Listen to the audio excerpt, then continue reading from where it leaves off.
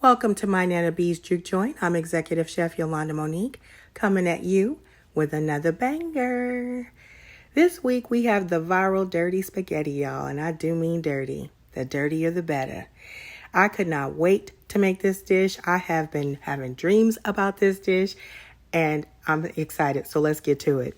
Right now, I am browning some ground beef, which was 85-15% for me, and then a little bit of ground pork, as well as half of a tube of Jimmy Dean sausage. I could not find Italian sausage or a sweet Italian pork to save my life.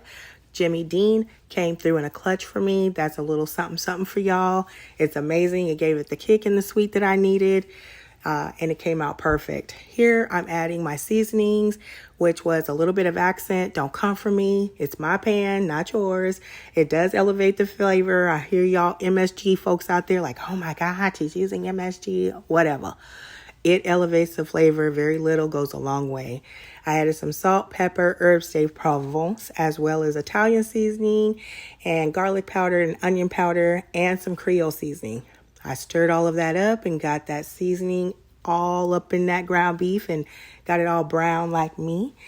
And then I went on to add, after I did that, a little bit of flour over the top of the ground beef. That is your thickener. This isn't spaghetti, so you need that. Or you can use cornstarch to thicken your sauce. Now, when I tell you do not drain your meat, don't. Don't drain your meat. I will say, though, that's conditional to what percentage you use on your ground beef. So if you do the 80-20 or the 75-25 or what have you, if it's more fatty, then you might want to drain it a little bit, but you need to keep some of that juice because that is that extra layer of flavor that you need. And the flour absorbs that liquid. So as you can see, I put the flour on top of the ground beef and the liquid disappeared.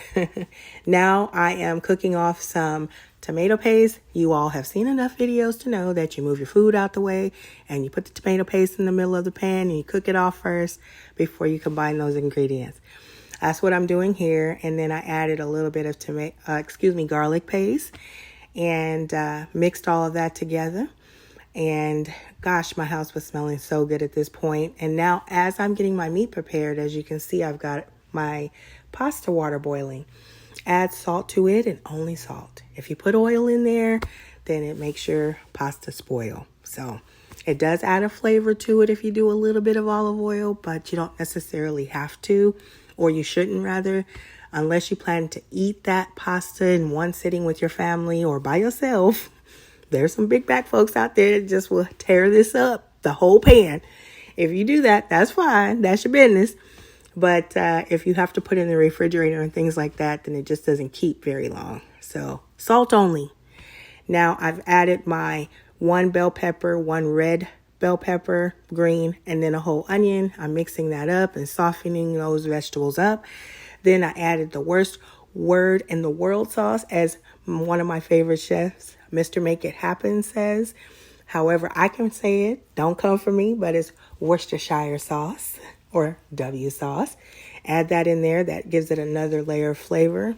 And 4 cups of beef broth.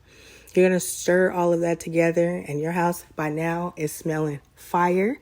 I also got some Texas toast. Put that in the oven a little bit later, so it all finishes at one time and whatnot. And then as I add layers, as you can see, I'm a little bit here. I'm sprinkling a little bit there. You just add a little bit more. Not the salt, though, just the other seasonings because it's salted enough. And you get all of that stirred up and you get that pasta cooked. And the next thing you know, you have a beautiful pan of dirty spaghetti. And it was amazing. Okay. Absolutely amazing. It did not disappoint.